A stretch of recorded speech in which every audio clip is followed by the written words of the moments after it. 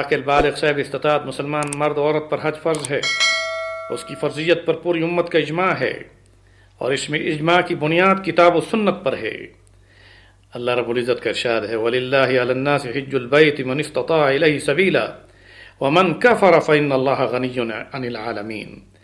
जो लोग बैतुल्लाह तक पहुँचने की इस्तिताअत रखते हैं उन पर उनका हज फ़र्ज है और ये अल्लाह का हक है बंदों पर। जो इस हक को अदा करने से इनकार कर दे उसे मालूम होना चाहिए कि अल्लाह बंदों से बेनियाज है।